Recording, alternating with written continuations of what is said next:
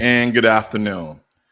Every now and again, there's a time where subscribers and viewers will comment on some of my videos that I've been giving because on Financial Literacy 101, we give financial information, tips on stocks, how to build your savings, how to generate generational wealth. And every now and again, I love to give political commentary and oration about current events and some things that just probably on my mind to have the viewers and other subscribers to think outside the box.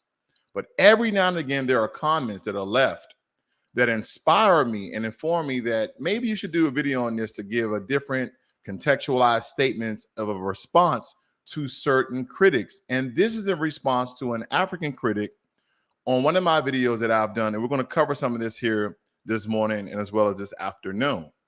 So with that being said, this is coming from OG.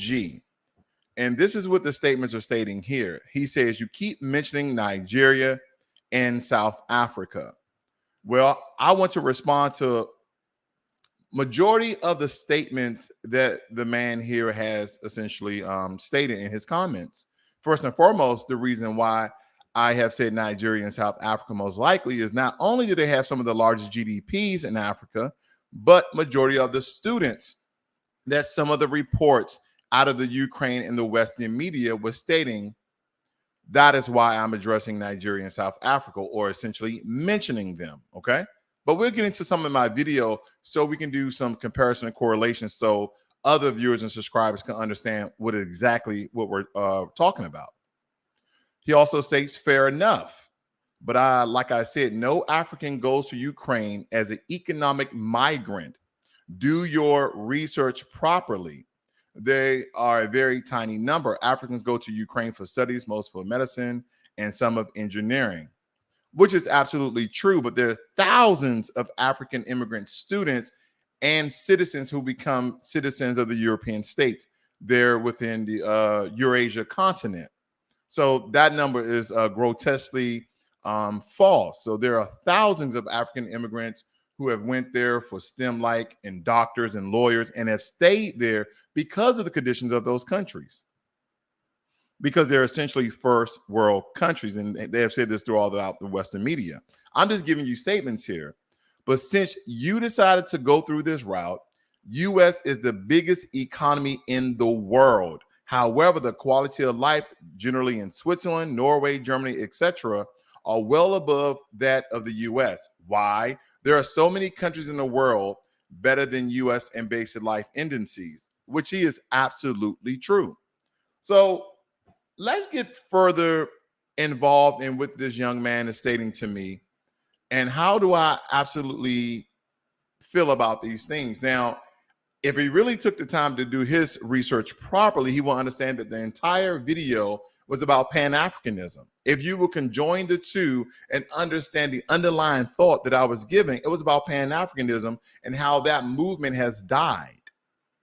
Okay, there has been a lot of foundational Black Americans, descendants of American slaves, who have essentially tried to connect the bridge between the Caribbean and the African continent in order for us to be more economically stable and become economically powerful, just as well as the Europeans, just as well as the Asians. But he didn't get that from that video, and I understand. So with that being said, I think I should show some of that video so some of the viewers and some of my new subscribers can understand what this conversation is all about. Good afternoon, everyone. So this afternoon, I wanted to address some notes that I've been receiving, some comments I've been receiving as we are covering the Ukraine and Russian conflict and how that is affecting a lot of the African immigrants there, whether they be from Nigeria, South Africa, and other countries. And I think what's important in this discussion, ladies and gentlemen, that I know a lot of times when we make titles for videos, we speak about these particular issues, they may seem divisive. They may seem as though we're against, Africa of some sort, but of course not. But I do want to bring relevance. I want to bring right there. We need to understand, I said that they may seem divisive and that we are against our African brothers and sisters and cousins from the continent Caribbean, but we are absolutely not. but we are drawing a line in the sand. So when things are occurring to Black Americans in America, we essentially don't have any support from the many countries in Africa, from the many islands in the Caribbean. We don't get any support. But as soon as something occurs in these regions, as soon as something occurs in these countries, they will want our support. When things happen in Haiti, they wanted Black American support. When things were occurring in the different countries in Africa, they will want Black American support. When things were occurring in the Caribbean, they will want Black American support. But anytime something occurs to us, we don't have that same support that you guys are asking us for. So we really need to be very, very transparent, because there's no hate, there is no animosity between myself and I would like to speak for a large population of the foundational Black American community. There's no hate. But time and time again, as we would stretch our necks out to support, we get slapped on the hand and say, no, you are not my brother. You are not my cousin. You guys are totally different people, and we accept that. But in the same token, when things occur worldwide and the most white supremacy countries in the world, then there's support that need to be handed out in support of our African cousins and brothers and sisters. So I say to you, what really is it? You told me that I took a comment from a national born Nigerian, and I somehow exploited that to speak my rhetoric and my bias. That is one of many comments, sir.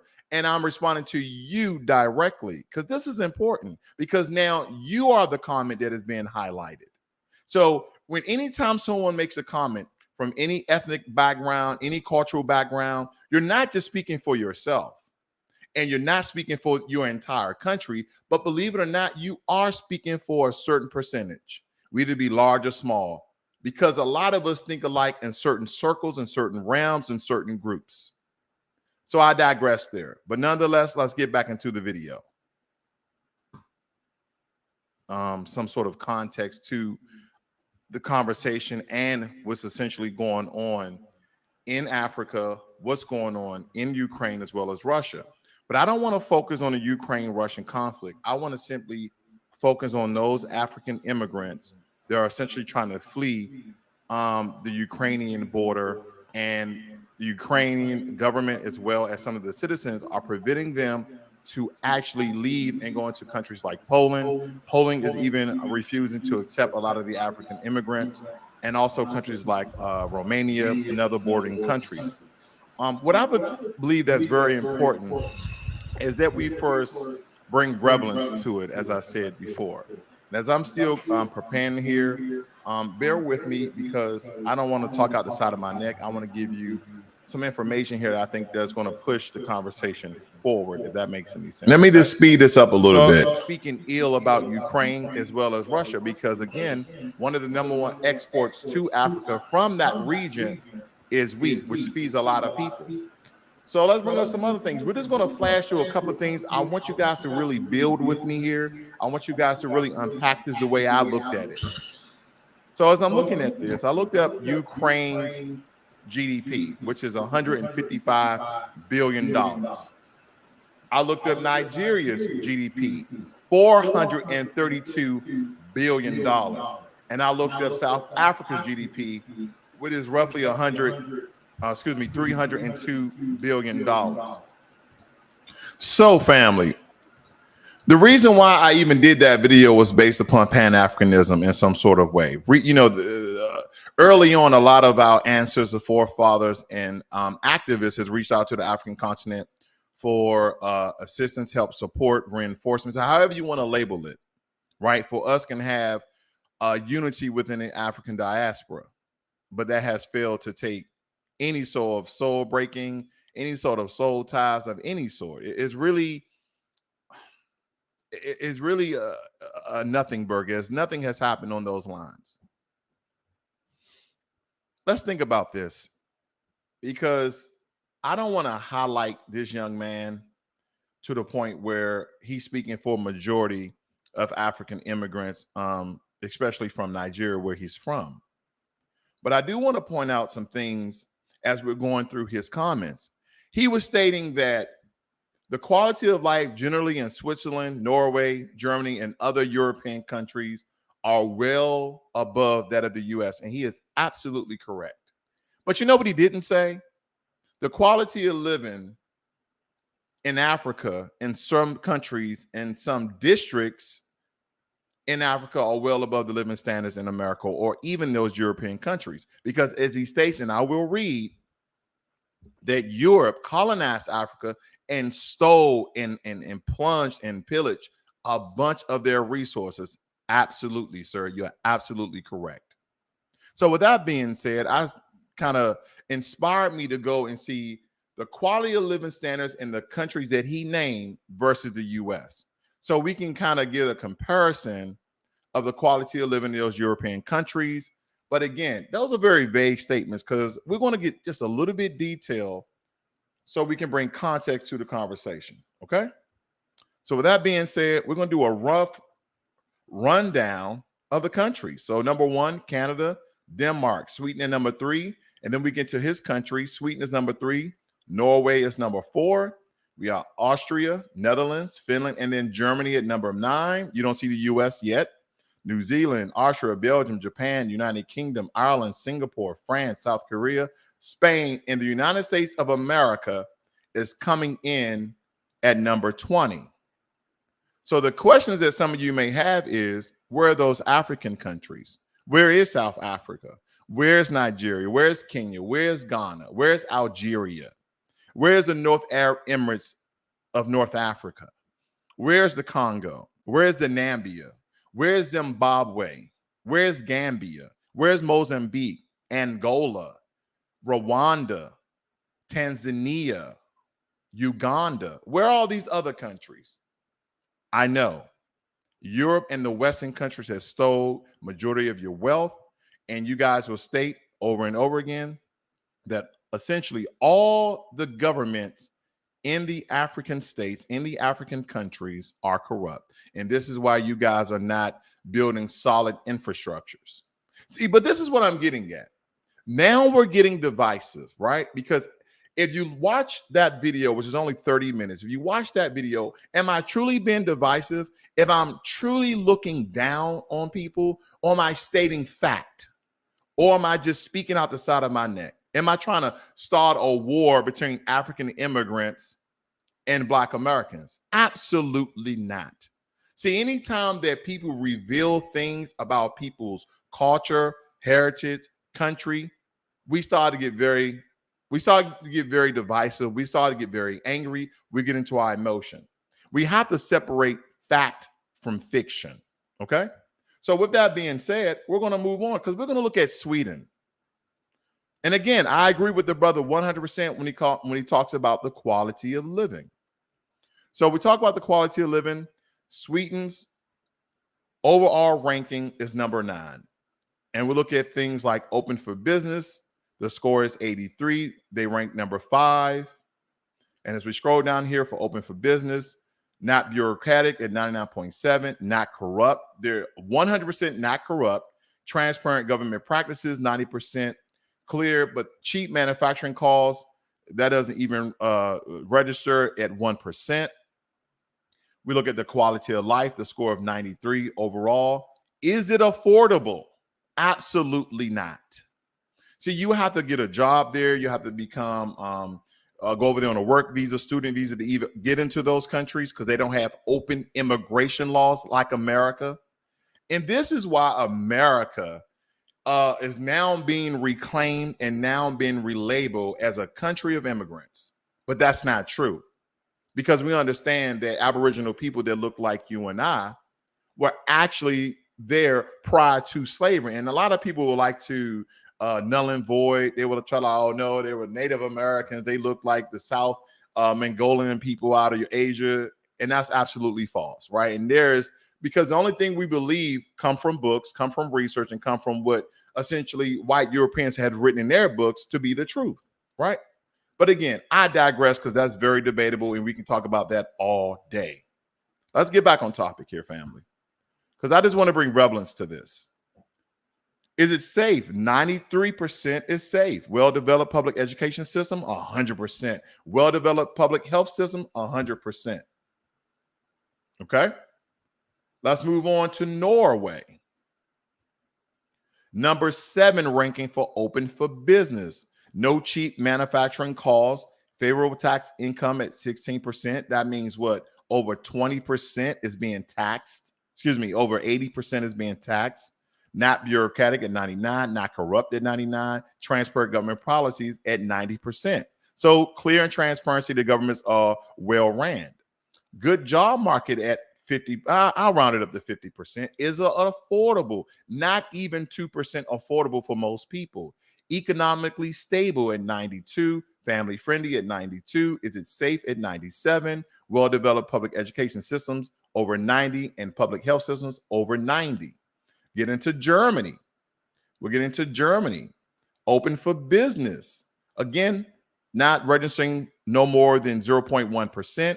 Favorable tax environment, highly taxed, not bureaucratic at 80%, not corrupt at 100%, and transparent government practices. And I'm not going to toy with these numbers. I'm not going to even try to do a deep dive in who's corrupt, who's not corrupt. In my opinion, they're all corrupt, okay? Doesn't matter if you're in Europe, America, or Africa. They're all corrupt in some form or fashion. But there is a difference of the governments who essentially care somewhat about the people that they call their citizens, right?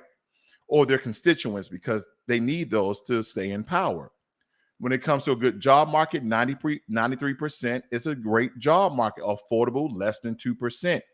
Economically stable at 100%. Is it safe? Around 70%. Well-developed public education system at 97. Well-developed public health system at 98%. Now, right before we get to America, as I stated, how a lot of these countries in Europe are very, very safe. Who are they safe for? That's the question. Who are they safe for? They're mostly safe for the majority of people who look like the government and their representation, meaning they're mostly safe for white people. Because whether you're African American, don't really like using that term, foundational Black American, American expat with a dark hue, melanated tone, an African or Caribbean immigrant over there for work, trying to be a citizen over there on a student visa, it's not safe for you or not. Because if white supremacy controls and dominates the world globally, they do it majority in the Western world. So that's the things we have to look at. And oppression, see, it's like you go from being slightly oppressed to majorly oppressed. And then we start to toy with if Ukraine and Poland, Romania, and all these other bordering countries of Ukraine are being racist. What do you think they are?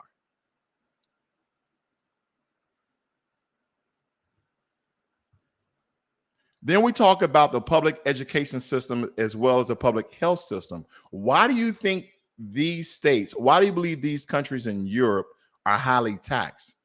Because their education and because of their healthcare systems are socialist systems. More socialist than some of the American systems. This is why these places are quote unquote utopia for those citizens. See, when we talk about the quality of life, let's not talk about who runs the country. Let's not talk about the majority of the citizens. Let's talk about the African immigrants over there. What are their quality of life? And see, this is how things become very divisive when you kind of do a broad spectrum and very vague statement. Now we're going to get to America. Good old red, white, and blue. Open for business, 45th ranking. Cheap manufacturing costs? Absolutely not. Favorable tax environment at 12%. Not bureaucratic? Yes, we are at 65. Not corrupt at 92. Transparent government policy only at 23. Yeah, there's no transparent government policies. There's a lot of trick words and word salad and a lot of bureaucracy within our domestic policies, bills, legislation, etc. Ranking, Quality of life, number 20. A good job market at 80%. Affordable at 7.9%. That's slightly above those European nations. Economically stable at 73%. Safe, not safe at all, those European nations. Well-developed public education system at 70%. Well-developed public health system at 31.9%. So we're doing horribly bad compared to our European counterparts.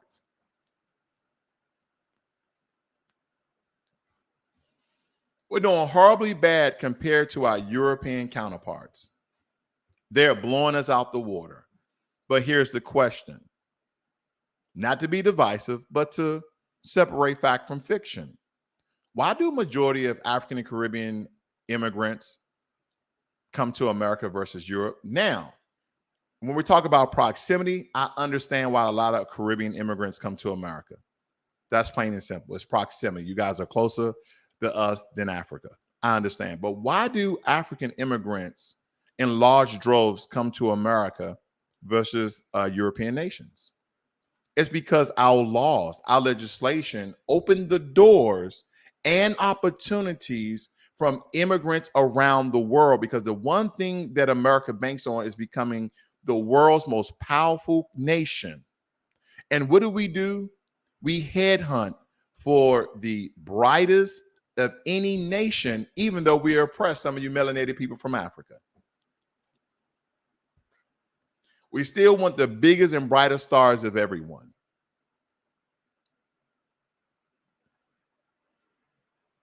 See, when you go to some of these European nations,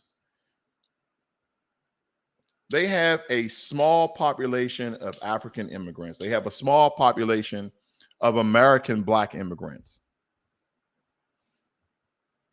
Why is that? First and foremost, it's very expensive to live in Europe. And when we talk about the quality of life, we're not talking about the home you have. We're not talking about the car you have.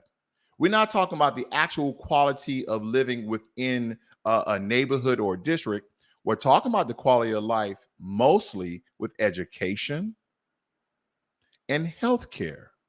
That's because that part of their government is a socially ran government when it comes to healthcare and education. And that is why it is better. In America, this is a almost 100%, as I said, almost. I'll give it around 95% capitalist society where you have to pay for quality education. Our private schools are absolutely great.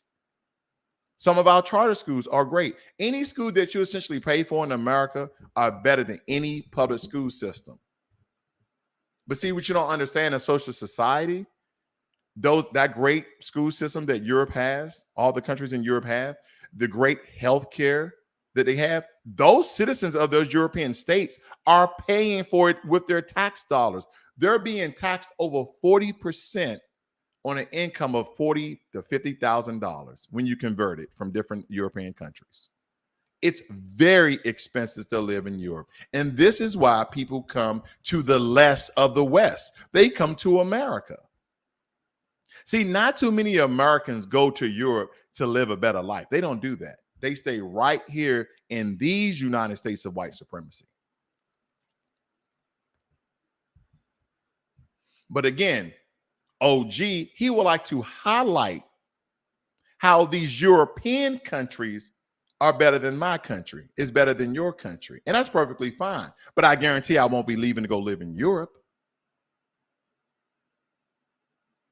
Because in America, you have to understand the culture of violence. You have to understand the culture of crime. You have to understand the culture of corrupt governments. See, I'm not going to go to neighborhoods in certain parts of the city where crime is high. See, that's why you always have to familiarize yourself before you go to any place in any country. You have to be very familiar where you're going. I digress there. Let me move on because I want to address some more of his comments as I stated. He says, talking down on Somalians and Ethiopians is fair. Okay, so now he is being divisive against Ethiopians and Somalians. Why are you talking down on some of your brethren within the continent? See, I wasn't speaking down on Ethiopians or Somalians. What I was doing is giving you my personal attestment of some of the racial, heartbreaking comments that I hear certain and some Ethiopians and Somalians say. That doesn't mean that all Somalians are racist against Black Americans, or I won't say racist. I will say divisive, or Ethiopians, because I know they don't speak for the entire country of Ethiopia or Somalia. But you have, right? Because you said that is fair. You say, oh, talking down on them, that's fair, because us Nigerians, we talk down on them too. And OG didn't say that. I'm just adding that in. He also says here, however, same could be asked of you, Black Americans. Why do you guys have such low quality education? Capitalist society, my friend. See, what I realized, this family, is a long time ago, that a lot of Africans from the different African, a lot of the different African nations, not all, again, we can't put this out of context. I'm not talking about every African, because I have a lot of African friends. I respect them. They respect me. We understand our cultural differences. We understand our backgrounds. But here's the difference between you and I.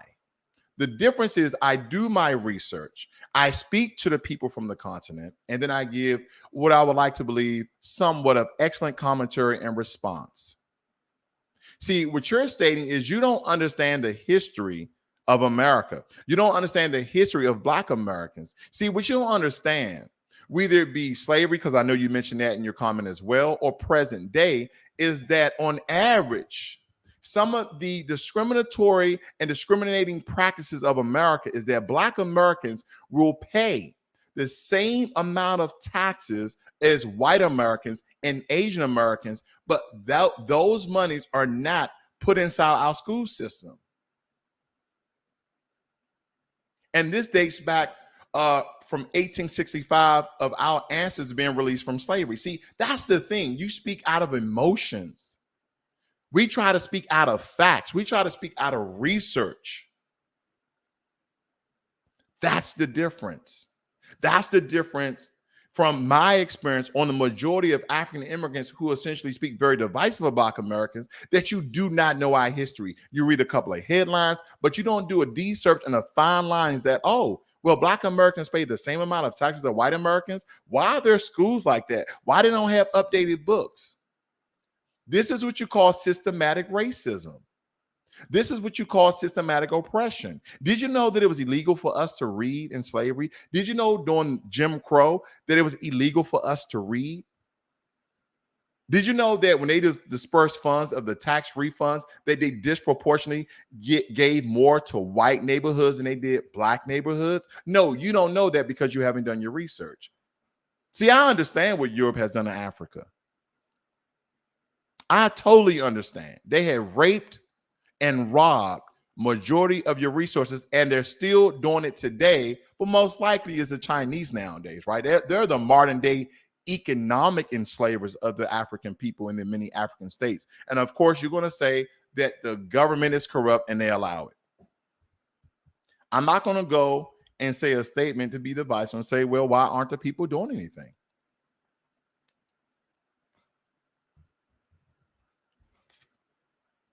I'm not going to say that. Let me continue. He said, in fact, low quality lives generally compared to the whites in the midst of such wonderful opportunities in the US. You see that?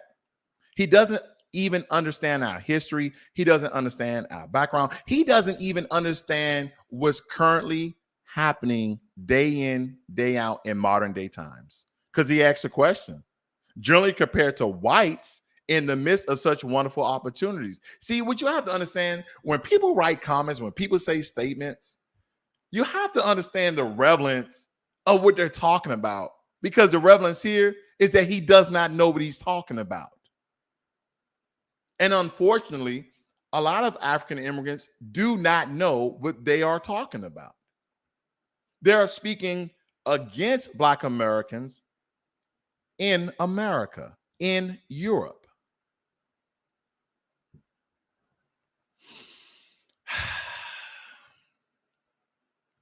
I don't want to hear about slavery because we Africans lost the very best of us too. Your ancestors were our forefathers, uncles, sisters, brother, etc. You are absolutely right, sir. You are absolutely right. But you don't want to hear about slavery because slavery was such a long time ago and it really doesn't affect Black Americans today. The Black Reconstruction, that happened so long ago, that doesn't really affect Black Americans today. Jim Crow happened so long ago, it really doesn't affect Black Americans today. The civil rights era, it happened such a long time ago, it really doesn't affect Black Americans today. Police brutality happens it happens every day. Discriminatory practice throughout America, that's happened, that still happens today.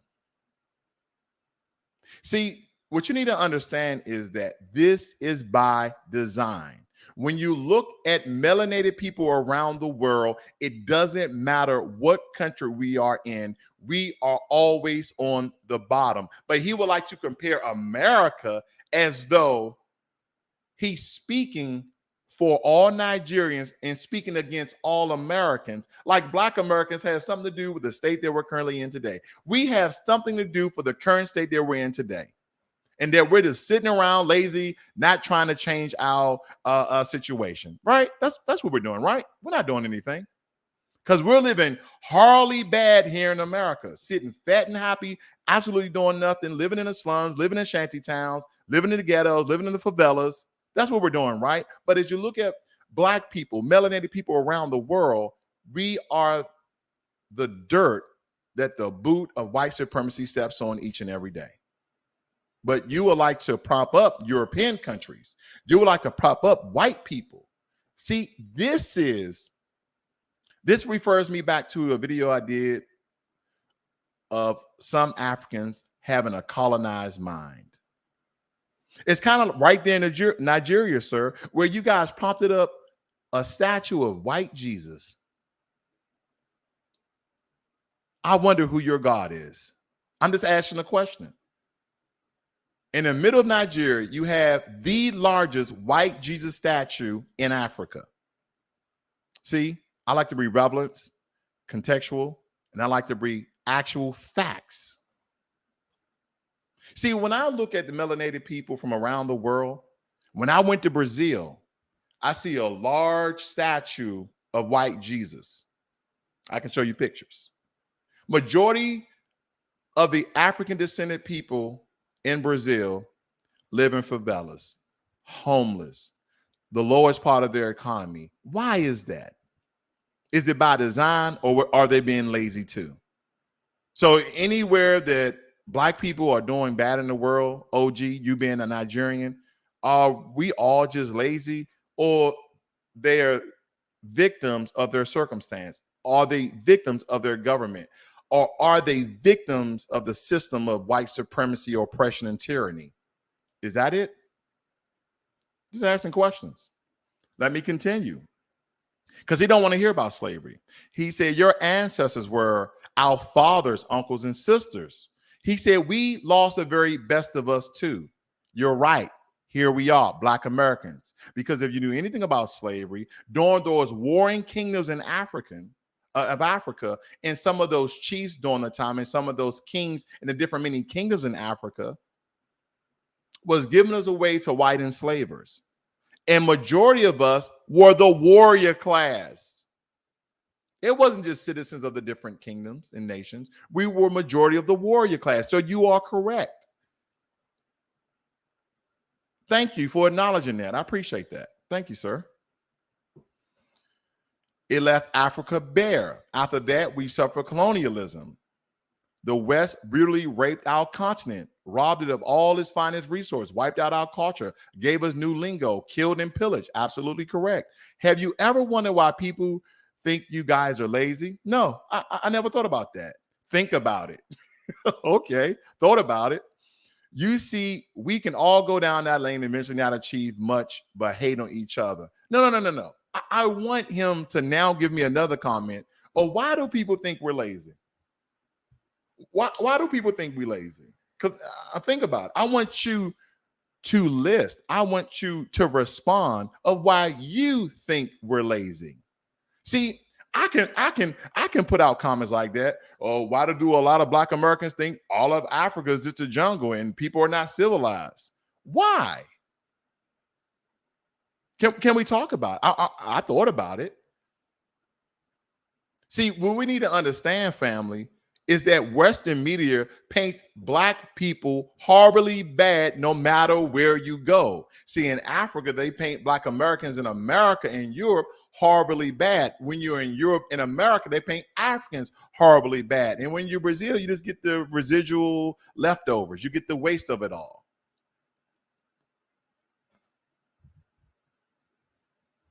This is why you think we are lazy. And this is why they propped up that some of you, oh, they're hardworking. The best of them are best. Come over here. See, they don't let no poor Africans over here, do they? No, a lot of you are scientists, researchers, doctors. A lot of you in computer software, computer database systems. They take the best and the brightest of you all.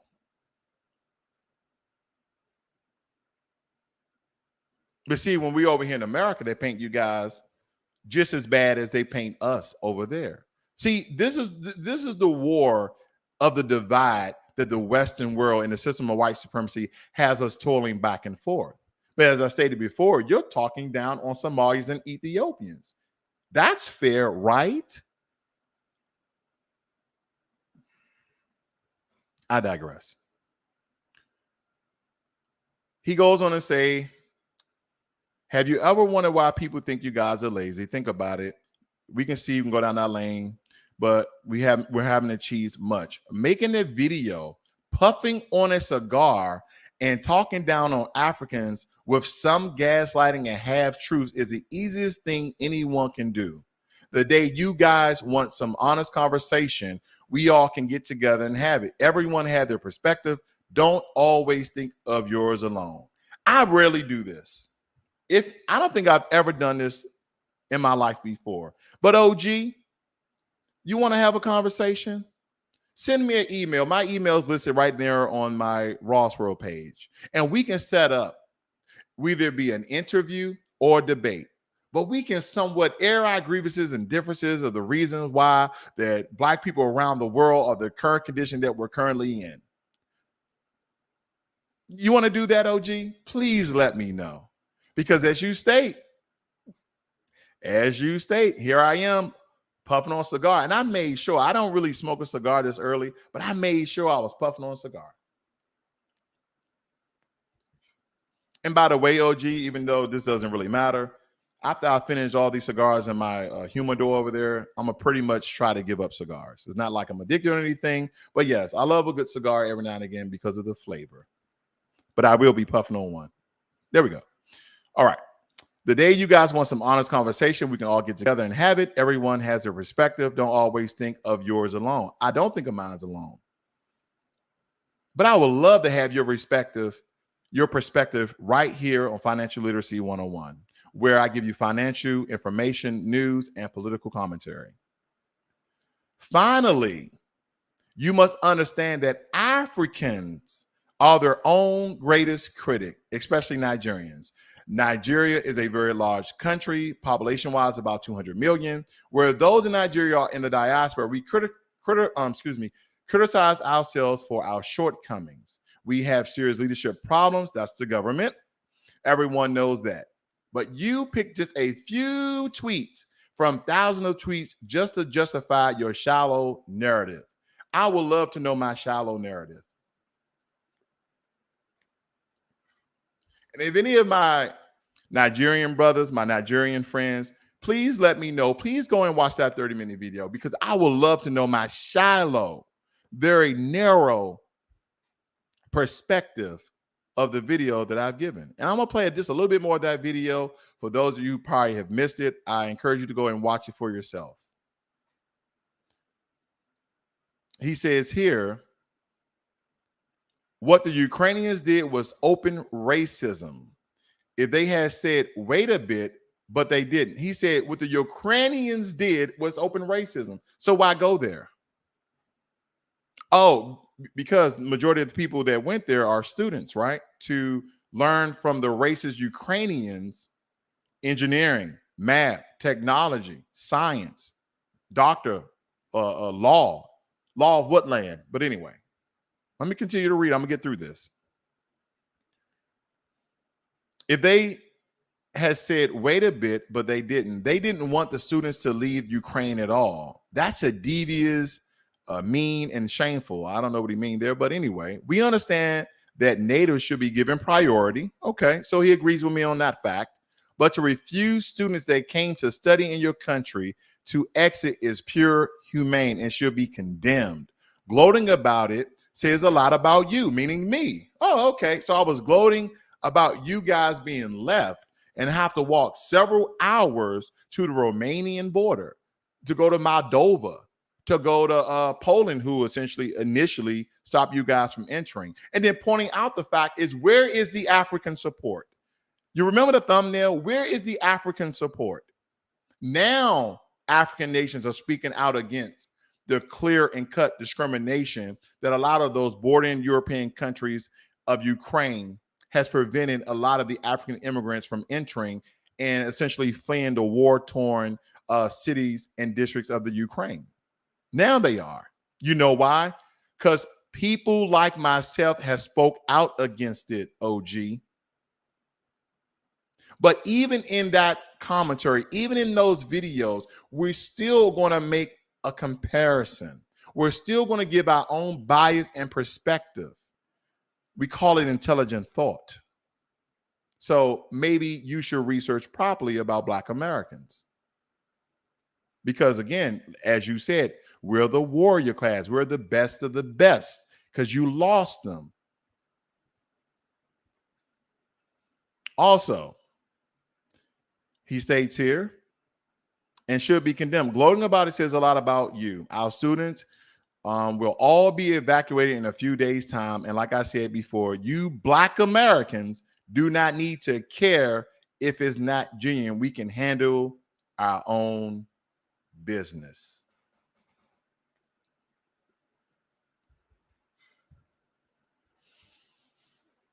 You guys can handle your own business.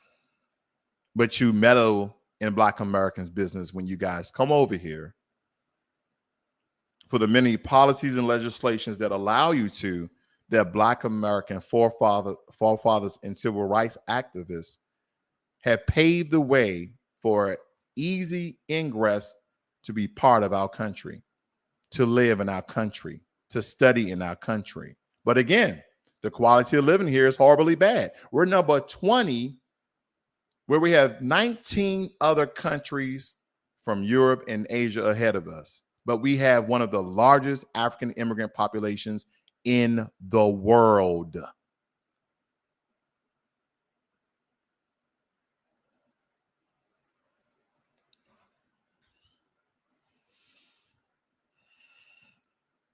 Let me play just a little bit more of this video, family, so you guys can get some more information about how this comment and response of this comment actually even started. The reason why I bring this up, family, is because as I'm following India students that are over there, essentially just like the just like the African students for medical school, engineering school, those STEM degrees that they're trying to receive over there in the Ukrainian region, where it be Poland, Ukraine, Romania, etc., but in Europe as a whole, what I'm seeing is thousands of African immigrants are stranded and also prevented from leaving the country. And the question I have is, why isn't there any African countries speaking out against this very, very publicly and fervently? And what are they not doing versus what are they are doing? So again, I haven't heard anything or saw any large news lines of Africans sending support in large numbers, but Indians are. They have got with their local and national airlines and they are extracting Indian students and Indian citizens on the whole. I haven't seen that from Africa. So then we come full circle. That part. If I really didn't care, first and foremost, I wouldn't even cover this story. Number two, I wouldn't give you a solution of what other neighboring countries are doing. See, anytime we speak, we're speaking in support, believe it or not. But people would like to only take what they believe to be negative. See, the thing about is pressure. The same way Black Americans put pressure on the American government, we speak out against it on social media, on nation. What's the word I'm looking for? I forgot, family. But worldwide media, we speak out against it very, very publicly because it puts pressure on the systems to do the right thing. We understand that Ukraine and Russia have special interests in Africa. We understand that one of their major export is wheat to Africa. And essentially, Africa doesn't want to lose that European support, even though the same European countries are some of the same countries that has stole, raped, coerced, and manipulated their resources and their people. I digress. But you get the point I'm making, right? But see, that's what we do. We come on and we give our own assessment and how we see it to connect the dots, so to speak, to put pressure on those countries to support their own people. But he didn't say it that way. Because again, the thumbnail is, where is the African support? It's not speaking out against African immigrants or African immigrant students. It's speaking about the governments in Africa and what they should be doing or what they could be doing to help their people. But you didn't see that this was all probably a bit of Pan-Africanism to make governments aware that we are aware. And what are you doing about that? Why are you letting your people suffer at the borders of these European countries? Because a lot of those African immigrants, I would like to believe, takes that information and go back to their countries and make their countries better, to make the healthcare system better, to make the educational system better, to make their infrastructures better, to inspire and push the barriers of innovation. That's what I would like to believe. But I'm just speaking down. I'm gloating. I'm gaslighting while smoking a cigar. Cool. What am I getting at? What is this discussion is really talking about? So I go to my comments section. And then we're going to come back to Ethiopia a little bit later, because I know there's a lot of divisive talk that Ethiopians and Somalis talk about Black Americans. I'm going to be just a little bit divisive, but that's okay, right? Some differences, a little bit of pushback. But I want to bring some context to the conversation. This is from a Nigerian, and this is not the only comment I have, but this is the only one that I'm willing to share. Let's just say that. But when I was in Ghana, I heard this consistently, this same sort of rhetoric and point of view from the Africans that live inside the country. Okay? I'm currently living in Nigeria, and I'll say this: it's normal for people to prioritize their own over foreigners. Okay? The same thing I said on one of my last broadcasts. In times of crisis, right, they prioritize their own citizens over foreigners. Keep that in mind. What pisses me off is the fact that I know for a fact that if the roles were reversed, we'll push white folks to the front of the line over our own people. Exactly. This is what he's saying. This is a Nigerian citizen in Nigeria. He said, you want to see real white privilege? Come to African countries. People you complain about how Africans are treated outside of Africa, ask yourself why so many people of our people are outside of Africa in the first place. Unpack that for a second, family. Unpack that. Good afternoon, Thurby Swag, one of my good brothers here. You guys go ahead and subscribe to this brother's channel. He's a certified therapist. Nice to see you, brother. But nonetheless, this is a Nigeria with a Nigerian speaking out that essentially in Africa, white people say have white privilege, and in only in their white countries, they have white privilege as well, while they push the black people, the African immigrants, to the rear, and actually preventing some of them from actually leaving the country. So where is the African support? I see other countries gathering up resources, networking to extract their people and bring them back to their own countries like India. And then the question, should Black Americans care about the African immigrants that are trapped in the Ukraine? That is the question that I have. Should Black Americans care about the African immigrants, aka students, that are trapped and prevented from leaving the war-torn Ukraine? Because as I stated before, I'm looking at Ukraine's GDP at $155 billion, Nigeria's GDP over 430-something billion dollars, and South Africa's GDP over $300 billion. So it's not the point if they have the money or not. Are they willing to use their resources to give their citizens and students safe passage back to the continent? That's the question. Now move on here.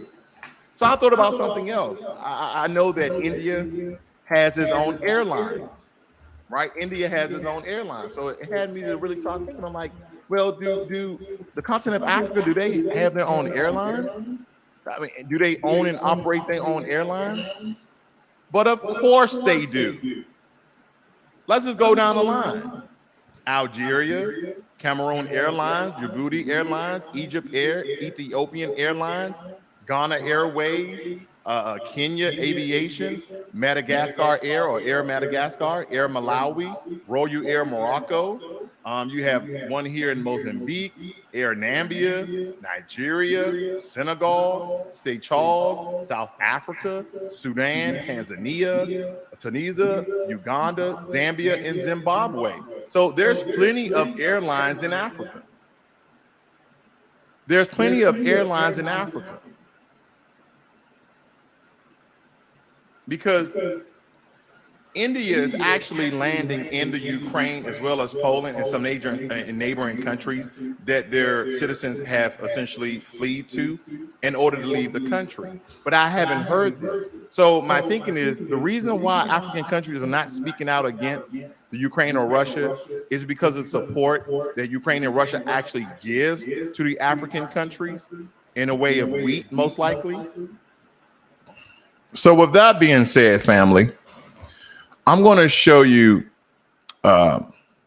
two more sources here. One, this story just came out a couple of days ago, and it's because, well, not just Black Americans, but people from around the world have spoken out against this atrocities. But as of March 2nd, this is some of the headlines that you have seen. UN urges countries to open borders to Africans fleeing Ukraine. And those countries are white ran. They're white governments. They're white government officials. They are pleading, the UN is pleading to allow some of these Africans to flee inside their country. But you don't hear that, okay? You don't hear that when you look at news stories like this. Tunisian students evacuated from Ukraine arrive home. And this is from the africannews.com. But what's also important is this: Ukrainians that are in Africa, in Zanzibar. Stranded Ukrainian tourists in Zanzibar secured. What do they mean by secured? So nearly 1,000 Ukrainian tourists have been stranded in Zanzibar. Oh, I don't know why they say stranded. I mean, essentially, I understand that their country is going through war, but they're stranded at a resort because a lot of European citizens, no matter what country they're from, they most likely go to some of the beautiful places in Africa to vacation in. That's where they go. They go to the Caribbean, they go to Africa to vacation in, because where melanated people are the most beautiful places in the world. Are the most beautiful places in the world. Now, It states here, the first thing we did was to ensure that they stayed where they are. Even if it was time for them to leave, we allowed them to stay in the hotels and be served as human beings, she added, as shown that they will receive all the services, comfort, and remain for free. Comfort and remain for free. And we understand that the Ukrainian dollar is worth more than the Zanzibar. I don't know the actual currency or the dollars actually named, but we understand that one of their dollars is worth way more than any of your dollars. Okay, and again, I know this is Zanzibar, I know this is Ukraine, but this stating throughout all the African countries, one Ukrainian dollar is worth majority of all the African dollars. It's worth more when you convert that money, when you convert the currencies. But they're saying for free, and they're going to get all the services.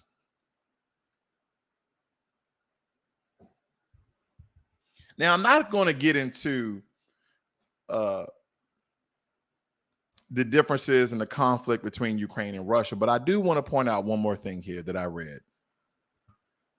It states here, what's happening in Ukraine makes them extremely unhappy. A Russian, let me highlight that, family. I need to highlight that for you guys to see that. A Russian who runs a Zanzibar resort, one of the hotels where the Ukrainians are trapped. But see, another tactic that a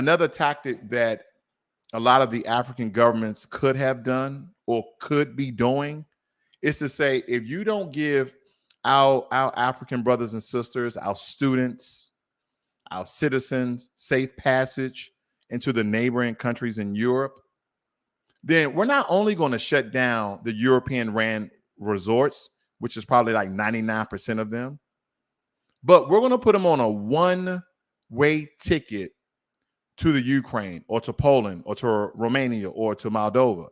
That's what we're going to do. We're going to get them out of our country. If you can't give our students, our citizens, our people safe passage, then we're going to get you up out of here. And I know that's not going to look good as they're doing political talks in the UN and trying to figure out a way. See, Tunisians, they didn't have to figure out a way. The Indians, they didn't have to figure out a way. Even though I heard some discriminatory things were happening against the Indians got together resources and boom, they start sending planes. Let's get our people out of there. So once again, OG, hopefully you take this with love and kind, but if you don't, I don't care. Because at the end of the day, the things that Black Americans and support, like one of our rap stars who's out there on social media, who's trying to support the African immigrants trying to leave those countries, Young Thug, is not only saying those things, but he's putting his money where his mouth is. So with that being said, if you can take it in a positive light, this is about support of those African immigrants and putting pressure on the African governments who has not spoken ill will as of late. You know, when that video first came out, there was really no headline stating that African governments and countries were speaking out against it, against the discriminatory and racism there. But now they are. You guys have a great and wonderful day. I'm out.